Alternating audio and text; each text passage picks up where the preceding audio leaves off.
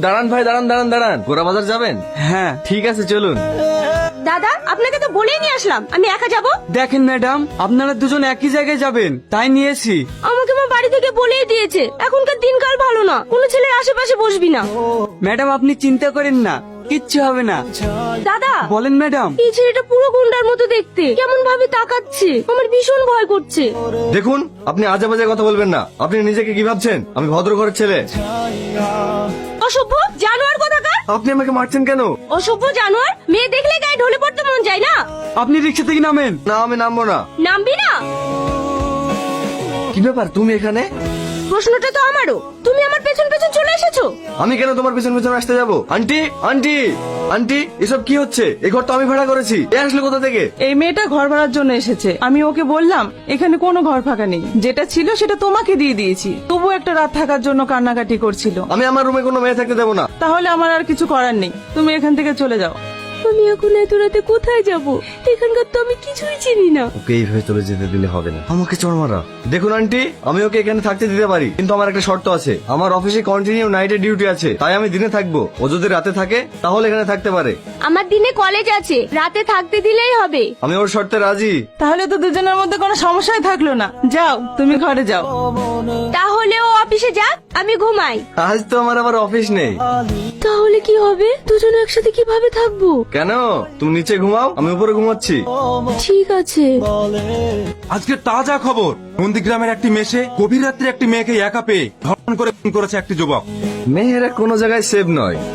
কি ব্যাপার, এত রাত্রে তুমি কোথায় যাচ্ছ? আমি এখানে শোবো না, বাইরে শোবো। খবর শুনে ভয় পেলে নাকি? না। তুমি ভিতরে ঘুমাও, আমি বাইরে ঘুমাচ্ছি। এই মেয়েটা বিড়ালের মতো দেখতে। কি হলো? আমি বেড়ালের মতো দেখতে? কে বলেছে তুমি বাদরের মতো দেখতে? আন্টি, আন্টি, আরে আরে আরে, তোমরা ঝামেলা করছো কেন? ঝামেলা করবো না। আমার বেডশিটে লিখেছে আমি নাকি বেড়ালের মতো দেখতে। আমি বলতে গেলাম, এবার বলছে আমি নাকি হনুমানের মতো দেখতে। দেখো, তোমরা কিন্তু প্রত্যেকদিনই ঝামেলা করছো। এভাবে চলতে থাকলে কিন্তু আমি দুজনকে ঘর থেকে বের করে দেবো। আজকাল বাদররাও যে হাসে, হে প্রথম দেখলাম। আমার বয়ফ্রেন্ড চিঠি পাঠিয়েছে, সেটা পরে আমি হাসছি বলে অন্যজনের খুব হিংসে হচ্ছে। আর হিংসা হবে নাই বা কেন? গাধাদের সঙ্গে তার কেউ প্রেম করে না। তোমায় ভীষণ মিস করছি গো। আজ 2 বছর হয়ে গেল, এখনো পর্যন্ত দুজন দুজনকে দেখিনি। আমার জান কত ভালো। বাবা, আজকাল গাধারাও প্রেম করছে নাকি? আমার গার্লফ্রেন্ড কিন্তু বিড়ালের মতো দেখতে না, বিশ্ব সুন্দরী। তোমার টাইম শেষ, তুমি এখন যাও, আমি এখন ঘুমাবো। কি ব্যাপার, বিড়ালের মুখটা প্রতিদিন 5 কেজি দেখি, আজ আবার 120 কেজি লাগছে কেন? দেখো, আজকে আমার ভালো লাগছে না, তুমি আমাকে জ্বালিও না, আমাকে একটু একা থাকতে দাও। কি হয়েছে তোমার, বলো না। বললাম না তুমি এখান থেকে যাও। কি হয়েছে তোমার? তোমার কি বয়ফ্রেন্ডের সঙ্গে ঝগড়া হয়েছে? আমার আব্বা আমার বিয়ে ঠিক করে ফেলেছে, কিন্তু আমি ওকে ছাড়া বাঁচবো না। এখন আমি কি করব কিছু ভেবে পাচ্ছি না। তোমার ভাগ্য আর আমার ভাগ্য একই গো। রোজ তো আমরা ঝগড়া করি, আজকে একটু বাইরে থেকে ঘুরে আসি। এবার বলো কি হয়েছে?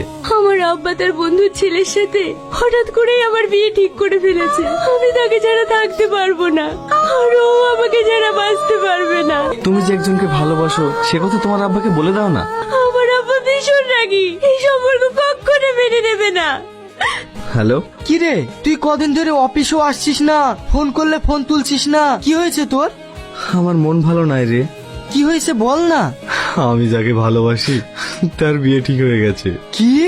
ঠিক আছে, তোর সাথে আমি পরে কথা বলছি। তোমার গার্লফ্রেন্ডেরও বিয়ে হয়ে যাচ্ছে? হ্যাঁ, কিন্তু আমি ওকে আমার জীবনের থেকেও বেশি ভালোবাসি। রিয়া, রিয়া, রিয়া, আন্টি, আন্টি, বলছি রিয়াকে কোথাও খুঁজে পাওয়া যাচ্ছে না। ও কোথায় গিয়েছে আপনাকে বলে গিয়েছে? কই না তো। এগুলো আসলে কোথা থেকে? এগুলো তো আমি আমার গার্লফ্রেন্ডকে দিয়েছি। তার মানে আমি যাকে অচিন পাখি ভেবে ভালোবাসি সে আসলে প্রিয়া। অচিন পাখি।